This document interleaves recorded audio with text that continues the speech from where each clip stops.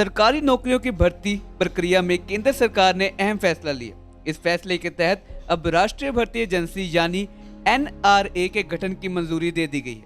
यह agency group B और सी के गैर तकनीकी पदों के लिए उम्मीदवारों की स्क्रीनिंग के लिए CET करवाएगी। इस एक परीक्षा में बैठने वाले उम्मीदवारों को कई पदों के लिए कंपटीशन का मौका मिलेगा। प्रारंभिक परीक्षा में क्वालिफाई करने वाले वैकेंसी के अनुसार अगली परीक्षा में बैठ सकेंगे। इस फैसले से हर साल सरकारी परीक्षा में बैठने वाले 3 करोड़ युवाओं को बड़ी राहत मिलेगी। इन्हें अलग अलग आवेदन की फीस नहीं देनी पड़ेगी।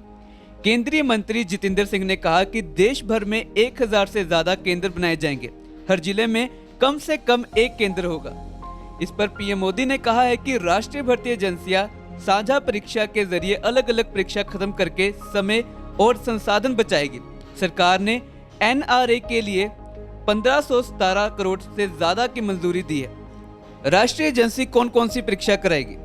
वह स्टाफ सिलेक्शन कमीशन, सभी रेलवे भर्ती बोर्ड और इंस्टीट्यूशन ऑफ बैंक सर्विसेज और गैर तकनीकी पदों के लिए ली जाने वाली सभी परीक्षाएं अब ये एजेंसी ही कराएगी। बता दें कि फ्यूचर में सभी एजेंसियां इसी के साथ जुड़ जाएंगी। क्या राज्य की एजेंसियां इसमें शामिल नहीं? अभी CET स्कोर का इस्तेमाल उक्त 3 एजेंसियां ही करेगी। कुछ समय बाद केंद्र की अन्य भर्ती एजेंसियां भी इसे अपना लेगी। CET स्कोर केंद्र, राज्य व निजी क्षेत्र की भर्ती एजेंसियों के साथ साझा होगा। क्या CET क्वालिफाई करते ही नौकरी पक्की हो जाएगी? अभी ऐसा नहीं होगा, लेकिन फ्यूचर में ऐसी संभावना है। CET सिर्फ टायर 1 परीक्षा है, यानी कि सिर्फ स्क्रीनिंग और शॉर्ट लिस्ट के लिए। CET में शामिल कोई भी परीक्षार्थी वैकेंसी के अनुसार अगली उच्च स्तरीय शिक्षा के लिए सभी एजेंसियों के पास आवेदन कर सकेंगे। CET स्कोर के आधार पर यह एजेंसी अलग से टायर 2 और टायर 3 की स्पेशलाइज्ड परीक्षा आयोजित करेगी। कुछ सरकारी विभागों ने भर्ती के लिए दूसरे चरण की परीक्षा समाप्त करने व CET स्कोर के आधार पर उम्मीदवारों का फिजिकल और मेडिकल परीक्षण कर नियुक्ति देने के संकेत दिए।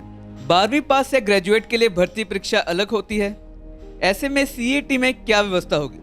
पढ़ाई के स्तर के आधार पर NRA भी 3 स्तर पर कैट संचालित करेगी। गैर तकनीकी पदों के लिए ग्रेजुएट, हायर स्टडी सेकेंडरी और मैट्रिक पास उम्मीदवारों के लिए अलग अलग परीक्षाएं होगी, लेकिन पाठ्यक्रम एक ही होगा।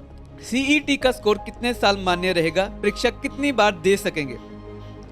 स्कोर रिजल्ट घोषित होने की तारीख से 3 साल तक वैध होगा।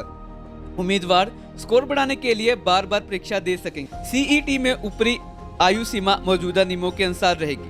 मौजूदा नीति के अनुसार SC, ST, OBC और अन्य श्रेणियों के उम्मीदवारों को आयु सीमा में छूट दी जाएगी। रजिस्ट्रेशन की प्रक्रिया क्या होगी? परीक्षा केंद्र कैसे तय किए जाएंगे? उम्मीदवारों को पोर्टल के जरिए रजिस्ट्रेशन करवाना होगा। इसी दौरान परीक्षा केंद्र के लिए अपनी पसंद बतानी होगी। अवेलेबिलिटी के आधार पर उन्हें परीक्षा केंद्र अलॉट किए जाएंगे।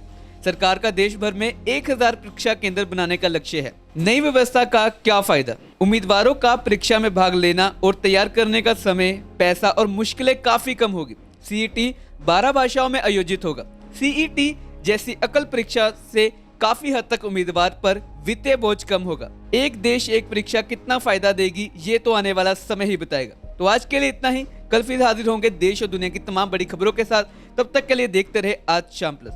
हमारी खबरों के अपडेट पढ़ने के लिए विजिट करें हमारी वेबसाइट www.aajshamplus.com।